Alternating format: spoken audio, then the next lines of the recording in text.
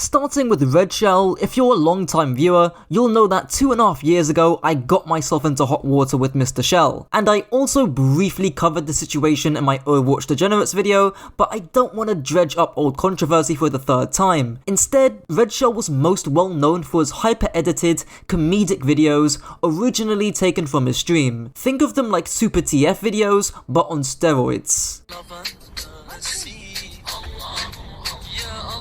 Are you serious?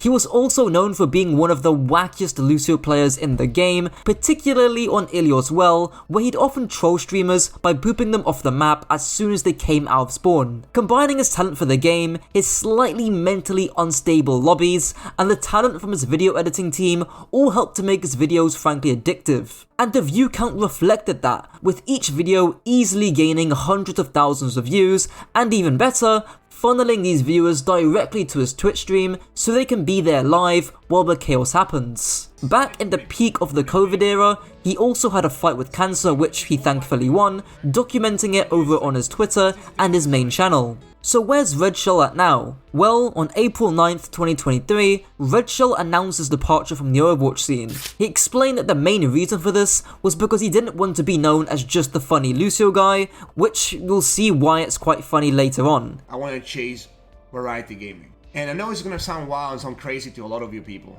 right? But I'm not okay and I'm not happy with being the Lucio guy. I'm not okay with being known as the Overwatch guy.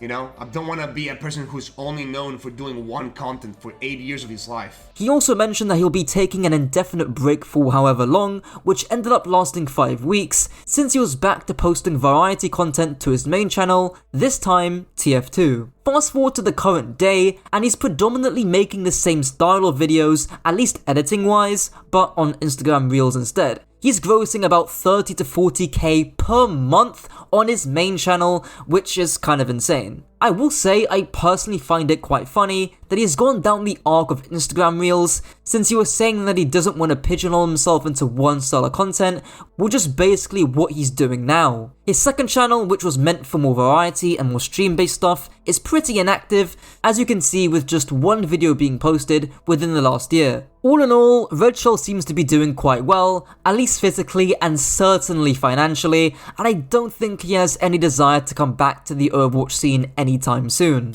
Next up is Pyrocynical, and I know putting Pyro here is a bit of a stretch, but he did make Overwatch videos near the game's release about 7 to 8 years ago, which blew up for their mix of commentary, editing, and gameplay.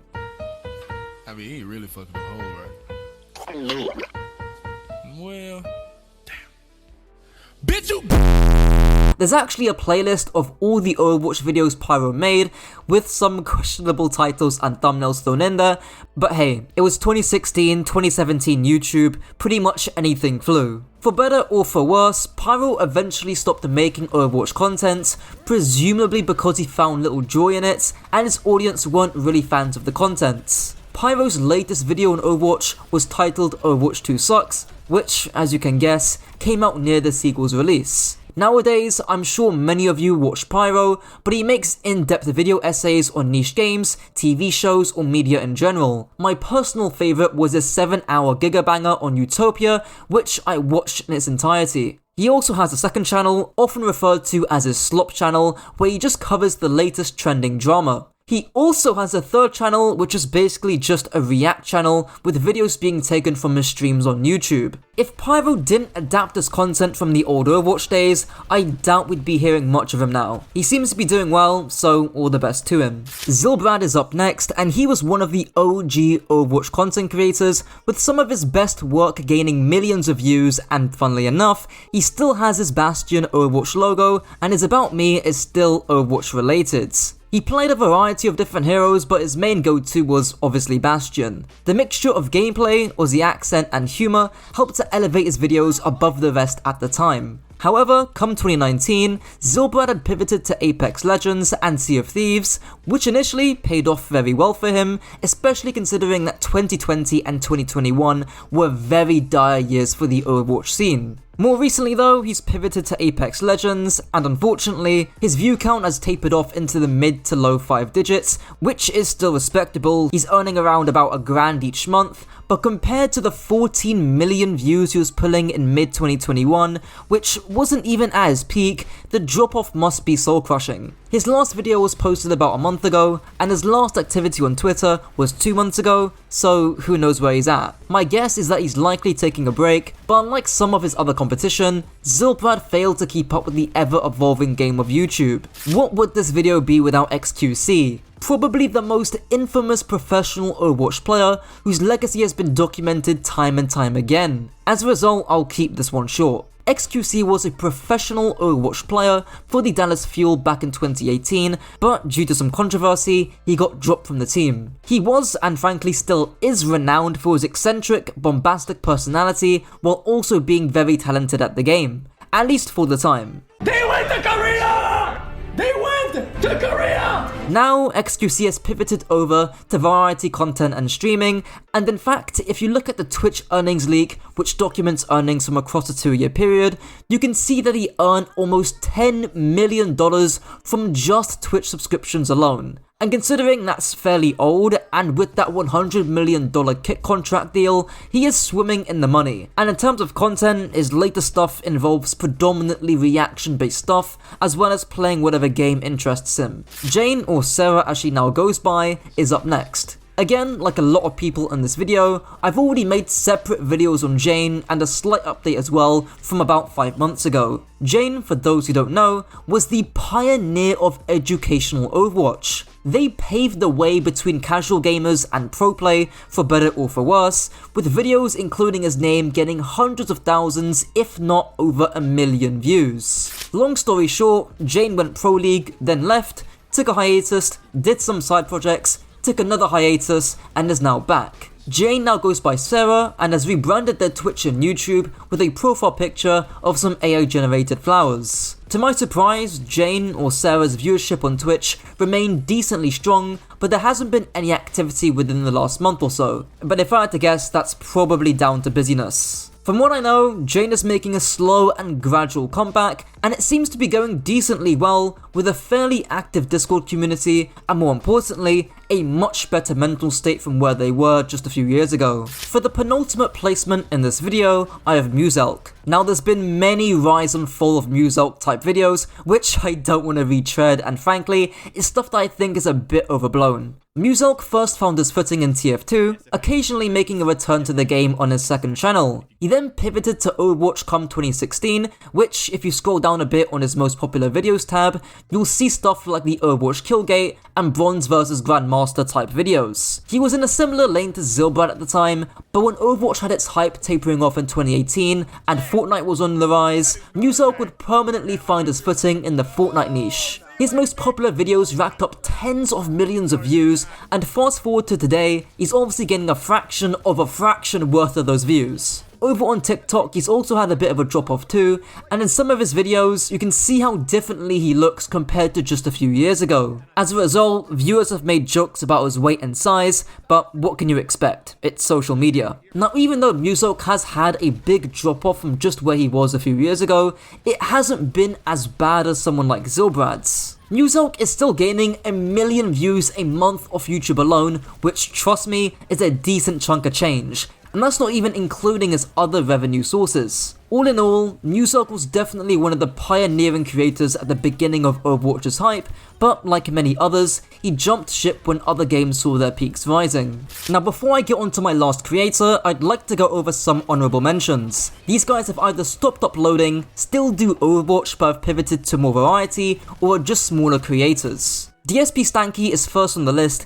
gaining millions of views for his Lucio gameplay back at the beginning of Overwatch. His last video was on Tears of the Kingdom, which got my level of views, so that's how you know a channel's dead. He remains pretty active on Twitter though, just retweeting random stuff. Seagull, who's been a long time Overwatch content creator, has distanced himself from the game ever since his State of Overwatch 2 video. He now predominantly streams League of Legends, pulling in strong viewership. Cliff Terios, an Overwatch news channel, hasn't uploaded for over a year. Instead, he pivoted over to Sea of Thieves to make long-form storytelling content, which ended up being very successful, as you can see by the view count. Nickel, who did a bit of variety but covered some trending topics in the Overwatch scene, has yet to be seen in 7 months. Nateson, who used to regularly upload Overwatch videos that were either educational, focused on wacky workshop codes, or discussion based, has chosen to pivot away from content creation. His last few videos have been video essays critical of the Overwatch scene or critical of Blizzard, and he remains fairly active on Twitter. And lastly, Aimbot Calvin, who was most well known for his DPS highlights back in the day, came back to stream quite a bit, but unfortunately his VODs aren't saved, so I don't know when his last stream was. If I had to guess, I'd say between 1 or 2 years ago. His last activity which I could see was a tweet from February this year saying, "I am not okay."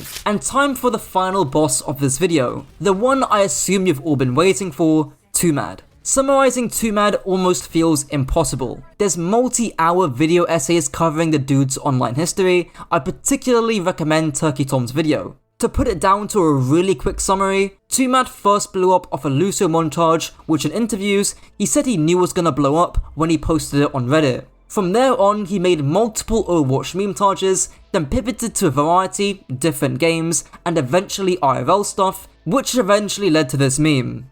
Good night, girl. I'll see you tomorrow.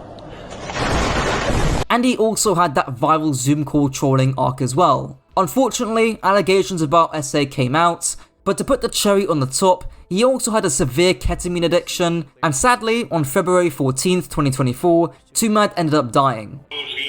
Twomad is dead. No. Yes. Whoa. The cops found his body.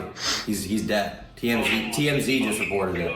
He's fucking gone. Oh my fucking god. The reaction from people was split, with people on Twitter mocking and celebrating his death, whereas on YouTube, people were significantly more sympathetic to him. The only thing I really do want to say is, over the last few years, I've started talking to more and more people who are strange in some way, autistic or schizophrenic or something. And when I talk to them and when I listen to them, what really stands out is how grateful they are that someone is taking the time to understand them beyond just viewing them as a nuisance. And I don't think being a nuisance on the internet warrants a death sentence. And I don't think that is a good enough excuse to celebrate someone's death. As for now, Twomad's legacy is whatever you see it as, and there's multiple valid perspectives to have on him. Turns out, atomizing yourself isn't a good thing, who would have known? And that's it for this video. I'm sure I'm gonna get told that I missed out some people in this video, but I tried covering the main ones, so let me know your thoughts down below as always, and until next time.